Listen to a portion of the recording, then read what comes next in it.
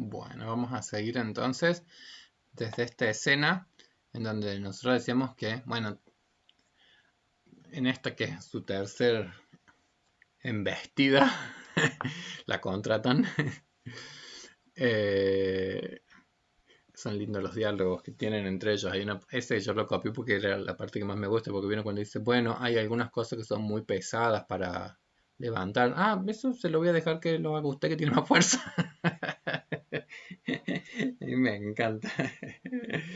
Eh, Todo el tiempo ella desde inmediatamente dice, bueno, voy a contratarla jefe. Jefe, usted es mi jefe, entonces, jefe, dejo que las cosas más, más pesadas las levante usted. No deja ningún teléfono, que obviamente después vamos a entender el porqué de algunos datos. Pero creo que lo más interesante, por supuesto, de esta escenita inicial es cuando hablan. Miren, a mí me gusta hasta la cara de sorpresa que ella pone como diciendo no puede ser que usted compre bueno, el Anco, este famoso, esta pasta, que él compraba a granel, un producto que a mí me parece que es toda la metáfora, bueno, por supuesto, de lo auténtico y lo falso, como quien dice. Es decir, lo auténtico y lo falso. Y esto es una metáfora un poco de muchos aspectos de la posmodernidad, ¿sí? Eh, en el mundo estrictamente de lo culinario, algo de esto también hay, es decir, cómo han cambiado radicalmente los estilos, las costumbres, los modos de vivir, los modos de organizar la vida familiar, es decir, cómo han cambiado brutalmente. Yo no digo que sea ni para bien ni para mal. Eh, algunas cosas, algunas cosas en lo gastronómico lo extraño porque mi madre cocinaba como los dioses, cocinaba riquísimo. Y eran muy de otras épocas, ciertas costumbres o ciertos modos o ciertas comidas que se hacían en los hogares, tenían como una cosa de tradición. Entonces digo, yo no digo que esté bien o que esté mal, digo simplemente como las épocas marcan mucho nuestros hábitos, marcan mucho nuestros modos, marcan mucho, muchas cosas, como quien dice, pero más allá de las épocas, por ejemplo, sigue teniendo cierto valor muy particular la comida hecha para alguien, o la comida hecha con un determinado sentido, con un determinado... Es decir, esto que ella va a decir o que va a enunciar algo así como el alma de los dorayakis es justamente cómo vos has hecho con sentimiento no este elemento dulce del relleno, es decir, apunta justamente a este núcleo que es el de lo auténtico o lo de lo falso. Es decir, ¿qué vendemos a los demás? O sea, ¿qué les damos a los demás? ¿Qué brindamos a los demás? Quizás en esta época la velocidad con la que pasan esos trenes, la velocidad a la que van las cosas, nos lleven a que quizás por privilegiar la eficacia mmm, no podemos percibir que una buena obra muchas veces requiere de un tiempo significativo de dedicación para que algo realmente tome otro cuerpo, tome otra fuerza. Eh, por supuesto que con todo esto, todas las personas que aman a los deliveries no creo que cambie radicalmente los hábitos de vida. Pero digo, la película apunta a otra metáfora, que es esa, es decir, el self o el falso self, lo auténtico o lo que no es tan auténtico. Y sobre todo creo que toma más envergadura para entender lo que en esta película significa ella y significa él. ¿Sí? Es decir, en este personaje en particular hay muchos aspectos que hablan del estancamiento psíquico en el cual se está encontrando y en algún punto tal vez ese estancamiento tenga mucho que ver con que todavía él, teniendo un puesto como el que tiene, no es capaz de poner nada personal en él. Es decir, este espacio o esta vida que habita, lejos de subjetivarlo, es algo que en realidad lo va haciendo cada vez más extraño incluso para consigo mismo, ¿sí? Porque eso es un poco lo que a mí me transmite muchas veces ese personaje en toda esta primera parte de la película, digamos, es decir, el de alguien que está como atrapado en un disgusto con su propio ser, con su propia existencia, como una cuestión como de la vida, como de una banalidad y de un sinsentido enorme. Entonces me parece que más allá de los delivery o no delivery, de las cosas compradas o no compradas, la película va apuntando ya más a esa cuestión de como del componente más de dónde ha quedado su vitalidad, ¿sí? ¿Dónde ha quedado su capacidad de ser usted quien cree algo y no solamente como alguien que se aprovecha de lo ya hecho por otros, como quien dice. Es una metáfora también de que cada uno de nosotros en nuestras vidas no vamos a poder solamente repetir guiones escritos por otros, sino que también tenemos que llegar a algún grado de autoría con respecto a nuestras propias existencias. A mí me gusta la expresión de la señora, dice, ¿cómo ha podido hacer esto? Y después, bueno, por supuesto dice, bueno, entonces mañana vamos a tener que juntarnos a cocinar. Si usted abre a las 11, nos tenemos que juntar a cocinar antes de que salga el sol, para que esté efectivamente esa comida. Bueno, toda esa escena que sigue, bueno, le suena el despertador súper temprano, se encuentran en la pastelería, ella ya está, antes de que él llegue, ella ya está en la puerta, él hasta se preocupa un poco, pero funcionan los colectivos, no, no se preocupe, no se preocupe, vaya a saber cómo habrá hecho para llegar antes que él, se habrá tomado un Uber, qué sé yo. Bueno, la cuestión es que toda esa serie ahora como de escenas de las cocciones es una escena que es el primer gran legado, es el primer gran legado que ella está haciendo con su jefe. Porque ella no va a dejar de llamarle jefe, por supuesto, pero jefe, levante tal cosa, jefe, baje tal otra, jefe, ponga esto por acá, jefe, ponga eso por allá.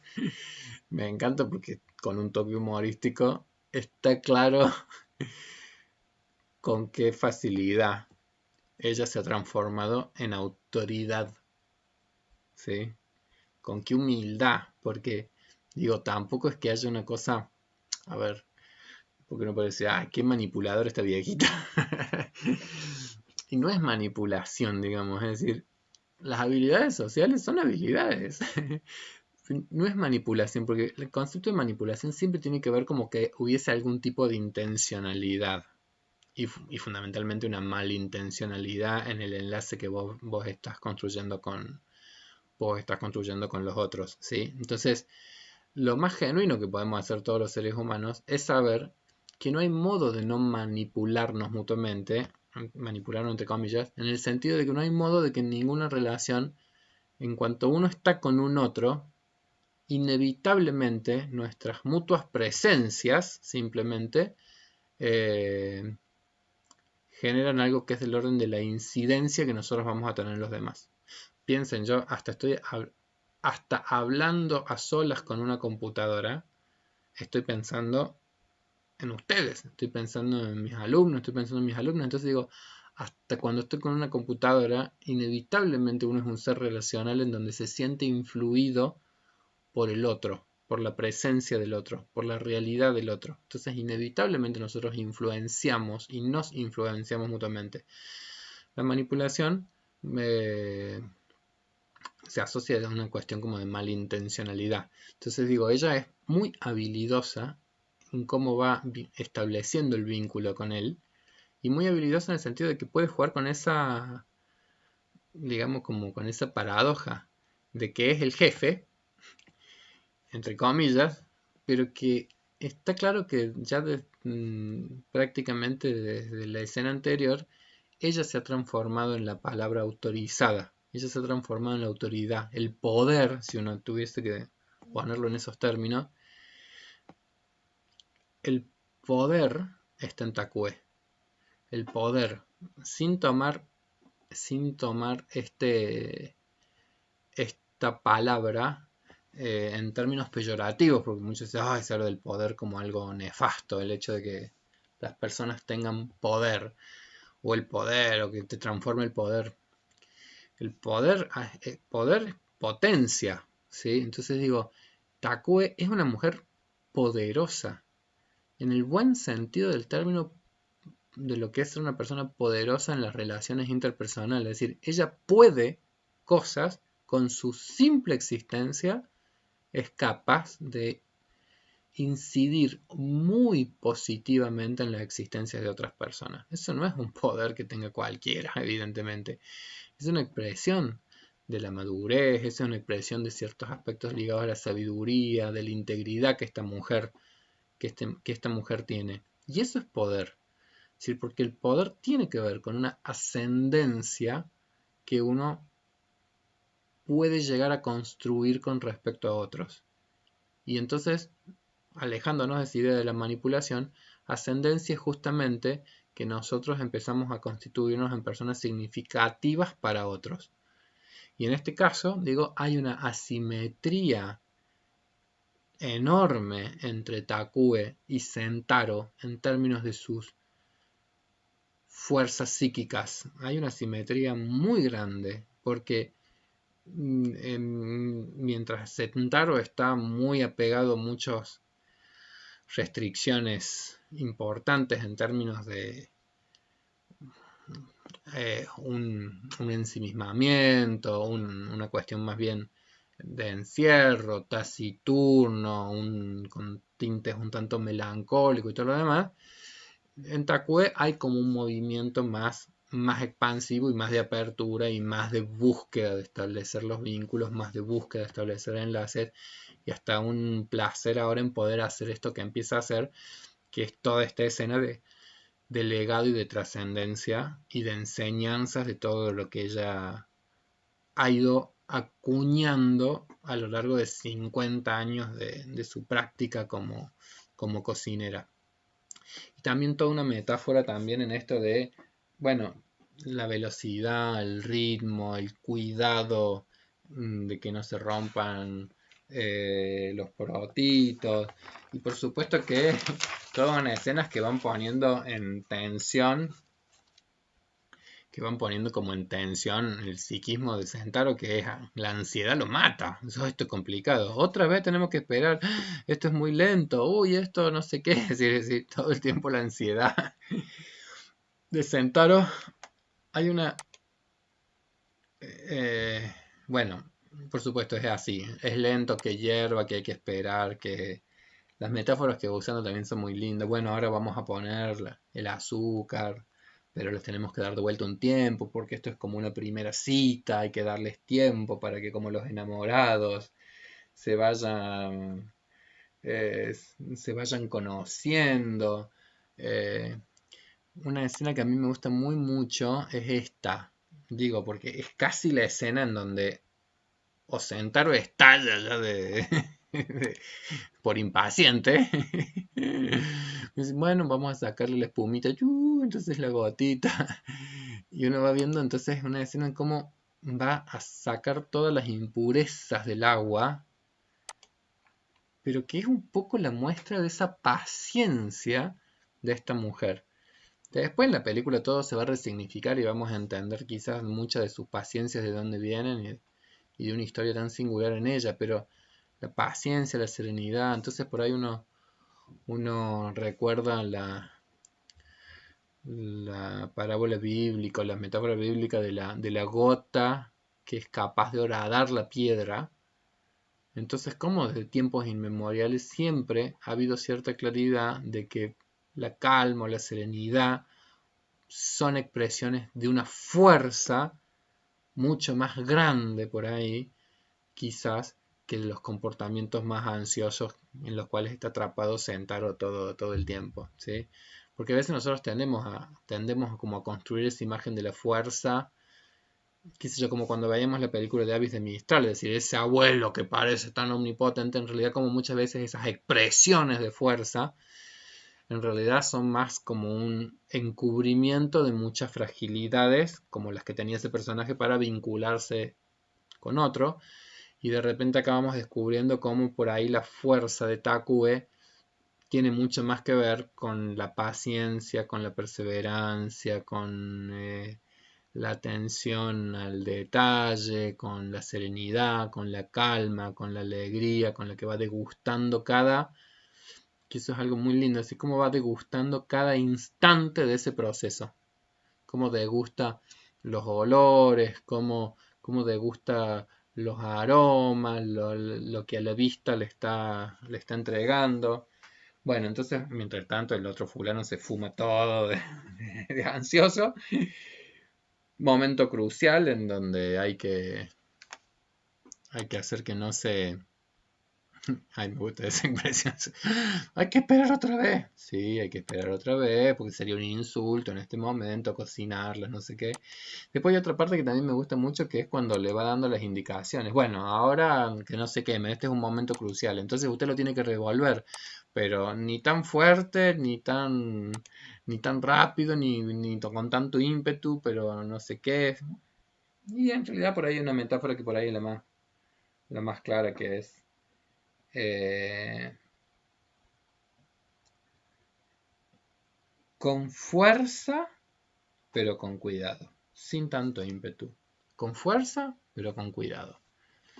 Que es como una linda metáfora de muchas cosas que requieren los vínculos, digamos. Es decir, a Erickson le preguntaban, bueno, ¿cómo hay que guiar a los hijos? ¿Cómo hay que cuidar a los hijos? Y él decía, con amor y firmeza. Y él los ponía en ese orden también. Con amor y firmeza. Es decir, hay como una combinatoria muy compleja que por ahí requiere una buena cocción de algunas cosas. Es decir, en esta metáfora de una como combinatoria, es decir, de aspectos que son muy comprensivos, muy amorosos, muy sutiles, muy dulces y otras cosas que tienen que ver como con la fuerza para también guiar, marcar, pautar, definir, decidir. No, no es un laissez-faire, ¿sí? No es este laissez-faire en el cual por ahí un poco él estaba como metido en la vida. Bueno, vamos a hacer los doriyaki como salgan. No, no, no es como salgan. Hay que hacerlo bien. Hay que hacerlo, hay que hacerlo con cierta expectativa puesta y con cierto compromiso en lo que uno hace. Y bueno, y en esa escena, en esas escenas que siguen, prueba, prueba los doriyaki. Uy, está delicioso, está riquísimo. Dice, por fin he probado un doriyaki que puedo comer. A mí esa parte me hace reír mucho. Pero sobre todo, ahí vuelvo yo a lo central para mí de lo que esta mujer también va percibiendo. Decir, bueno, pero si usted nunca se podía comer ni sus propios doriyakis, ¿cómo puede ser que usted tenga una tienda de doriyakis? Es decir, ¿cómo puede ser que usted esté acá? ¿Qué sentido? ¿Cómo puede ser que esté haciendo algo que no tiene sentido para su propia vida? Ella está un poco como quien dice asombrada, también creo que es un poco de actuación, porque digo, si ella se ha acercado a él por las caras de tristeza, que después en la película vamos a poder percibir, yo creo que algo de ella ya sospechaba. Pero dice, bueno, vaya decepción. Hay muchos estudios que muestran, bueno, porque toda esta escena así tan intensa de cómo llegaron a la producción de esto que es el primer dulce que a este fulano realmente le sale rico. Hay muchos estudios en psicología que llaman a los momentos así creativos como este, donde ha habido un acto creativo y un trabajo de mucha intensidad atencional puesta en una tarea y en una única tarea, le llaman las experiencias de fluidez, ¿sí? Asocian la creatividad a esta idea de la fluidez, una sensación que nosotros, seguramente todos ustedes han experimentado, cuando hacemos algo que nos place muy mucho, que nos requiere estar nosotros puestos con toda nuestra energía atencional en esa tarea y que fundamentalmente nos deja la sensación de que, y esta es la clave, el tiempo se nos pasó volando, ¿sí? Que eso es válido para ella y que de a poco lo está descubriendo Sentaro, de a poco, porque al principio se pone como más ansioso, hasta que él no se logre compenetrar atencionalmente en lo que está haciendo, que después lo va a ir logrando justamente, ahí la sensación que queda es, uy, el tiempo se me pasó volando. Puede ser haciendo una comida, puede ser haciendo... Esto es muy variable de persona a persona. Digo, para otra persona puede ser la jardinería, para otra persona puede ser hacer unos sudoku, para otra persona puede ser, qué sé yo. Es decir, cada uno de nosotros tiene aspectos en donde pones las cosas más creativas que nosotros hacemos y que más nos placen y que más nos gusten, y en esas experiencias donde el tiempo, tenemos la sensación de que a nosotros el tiempo se nos ha volado. A mí me pasa con el ajedrez, qué sé yo, que juego al ajedrez, bueno, entonces el ajedrez se me transforma en una experiencia de fluidez cuando justamente le puedo dedicar mucha atención, mucha concentración, entonces pasa el tiempo y pasa con una sensación de disfrute muy grande. Bueno, por supuesto que en las próximas escenas, esa experiencia que ha sido la posibilidad que él ha tenido de generar un producto que él mismo se está como enorgulleciendo de lo que ha salido, de lo que ha hecho con Takue y de lo que han podido producir y se comen, ya genera un cambio pero brutal. Las chicas, las mismas chicas que visitan ahí el local, inmediatamente lo perciben. No solamente perciben el gusto y el cambio que ha habido en el sabor, sino que perciben el cambio en Sentaro. Ha sonreído. Y la gran sorpresa para ellas es que este hombre tan parco y tan cerrado, de repente empieza a dar una expresión que es una expresión absolutamente central en la condición humana, absolutamente central en la condición humana, que es la sonrisa.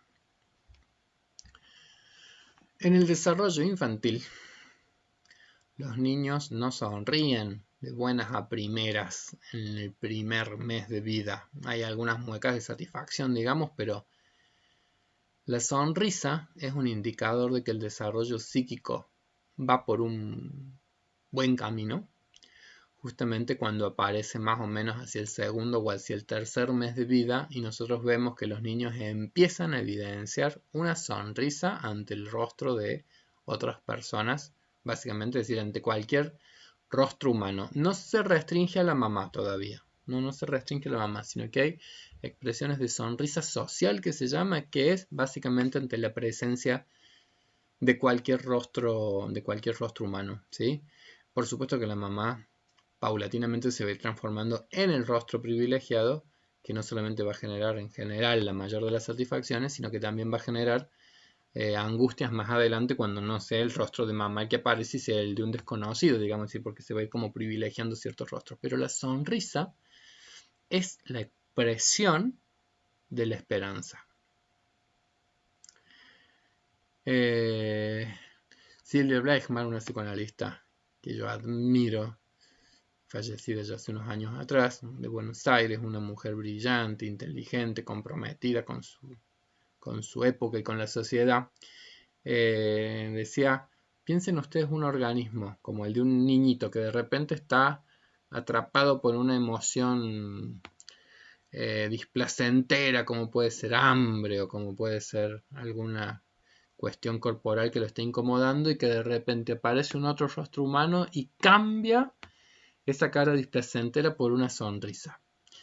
Ese niño está logrando ya mostrar de qué se trata la esperanza. Es decir, cuando vos te desatrapás del malestar del aquí y el ahora y te lanzás hacia el bienestar que da el saberse reconocido o el saberse en relación, en intercambio con un otro humano, ¿sí? Yo veo la cara de sonrisa de esta niña y fíjense que para estas chicas que yo decía, son tan vitales y que están tan felices todo el tiempo y que están en una adolescencia muy, muy, muy linda a golpe de vista, como bien dice, piensen en ellas como también ellas se están alegrando de ver una sonrisa en la cara de Sentaro, ¿sí? Y como a nosotros también nos llena de alegría ver cuando otro rostro se ilumina, porque los rostros se iluminan con las sonrisas. Ay, miren, después voy a ver si lo encuentro. Pero hay una fotógrafa que tiene una página web que es muy interesante. Una fotógrafa que ella saca fotos de los rostros de las saca fotos de los rostros de las personas. Entonces al principio le dice, bueno, mire, le voy a sacar una foto, qué sé yo. Entonces saca una foto y después de que le saque esa primera foto le dice, bueno, pero ahora le voy a sacar una foto, pero sonría, ponga una gran sonrisa en su rostro. Entonces hace después el juego de ir mostrando los pares de los pares de fotos sin sonrisa y con sonrisa, y hay una distancia así, pero gigantesca, y hay como una transformación, y como que si uno ve, voy a ver si encuentro esa, esa página web para que puedan ver el trabajo que hace esa fotógrafo, yo creo que era una mujer, pero no me acuerdo en este momento, pero es como la iluminación de un rostro. La sonrisa tiene que ver como con la iluminación de un rostro. Y por supuesto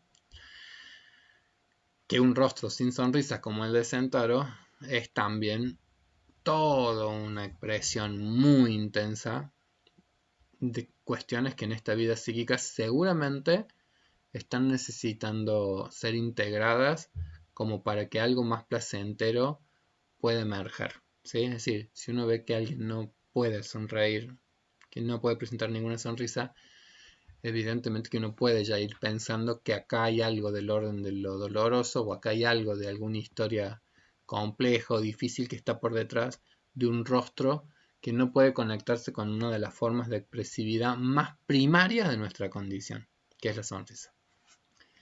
Bueno, Sentaro se sonríe.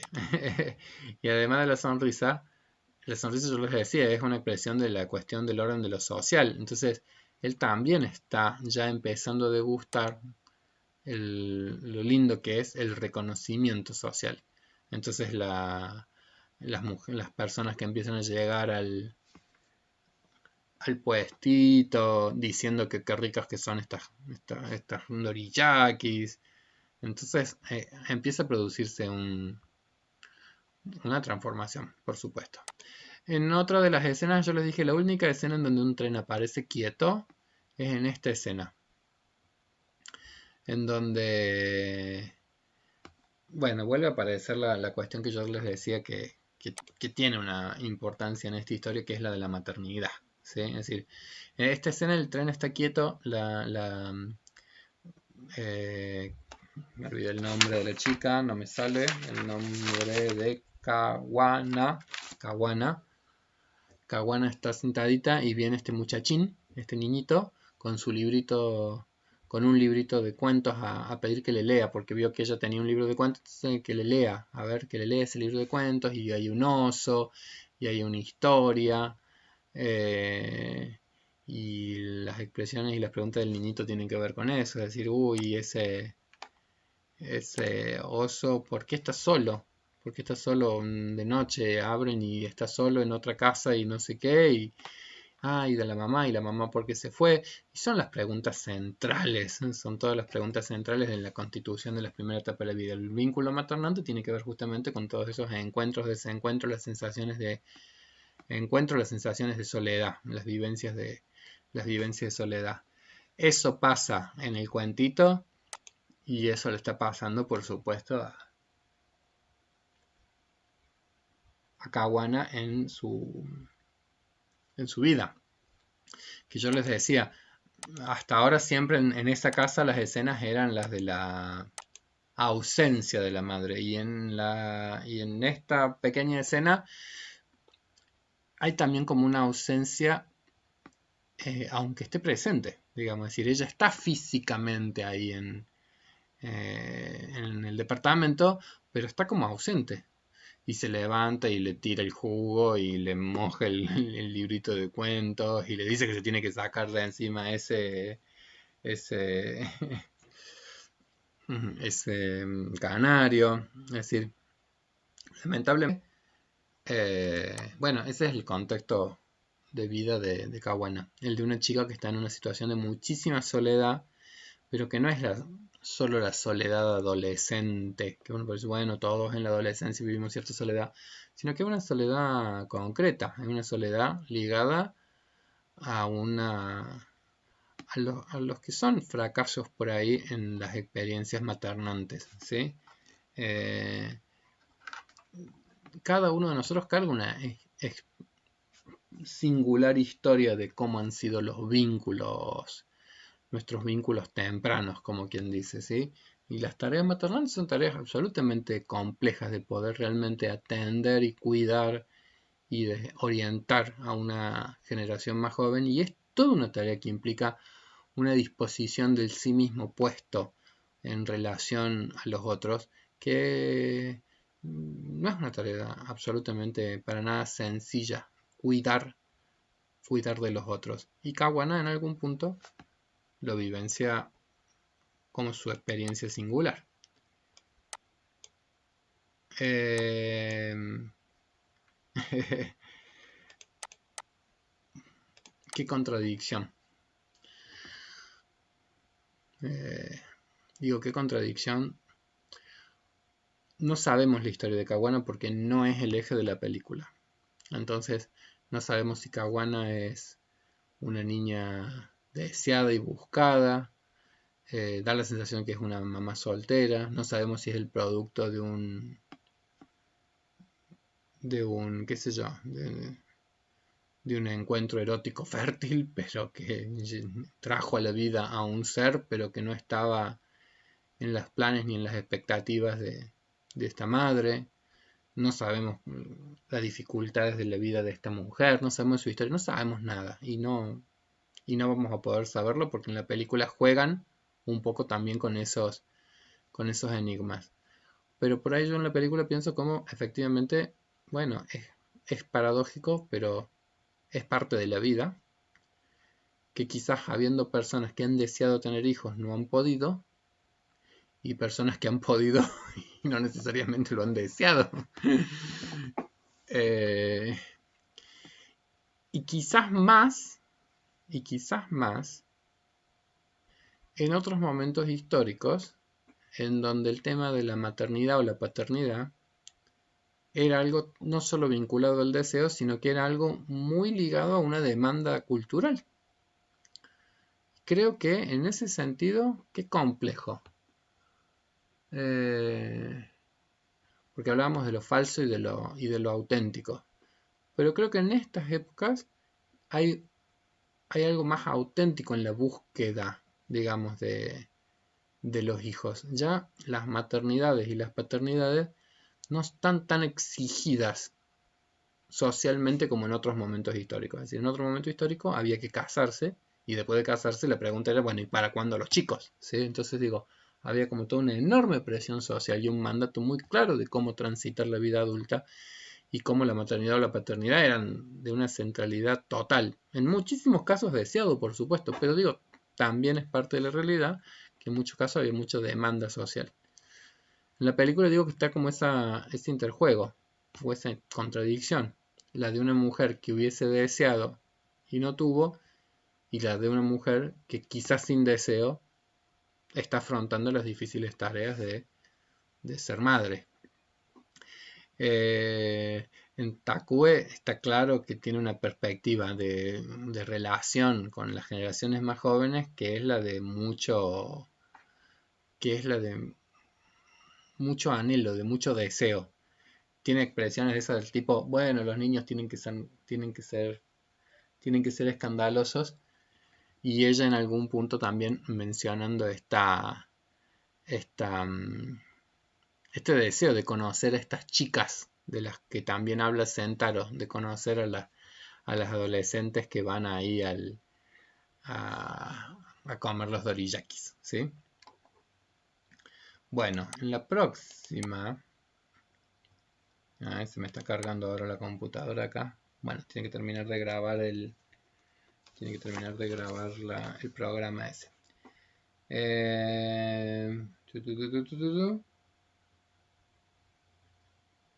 Quiero conocer a las chicas, los chicos tienen que ser escandalosos.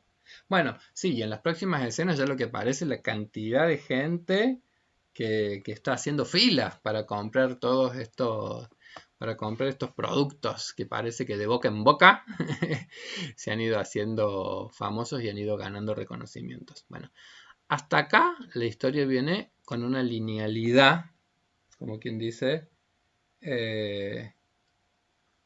en donde podríamos ir diciendo que es solamente un movimiento expansivo y transformador en lo positivo para los personajes. Por lo pronto, por lo menos para esta pareja laboral, como quien dice, es decir, de transformación y de crecimiento. Para Takue, un sueño, esto de poder estar trabajando en este espacio, algo que a ellos les fue tan vedado en su propia vida. Para Sentaro, un descubrimiento en su propia existencia, y después ya también comprenderemos también los aspectos psíquicos que se estarán moviendo en esa relación. Pero esa linealidad obviamente que va a venir a frustrarse, y ahí aparece ya un nudo importante de la película,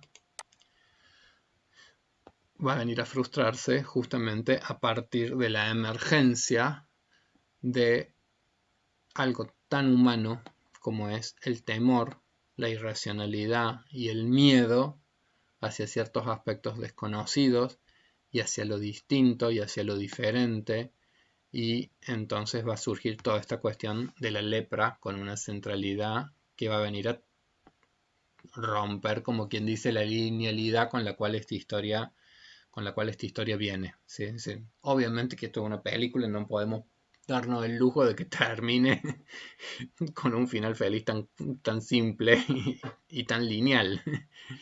Entonces acá es cuando va a aparecer la emergencia de estos aspectos más conflictivos.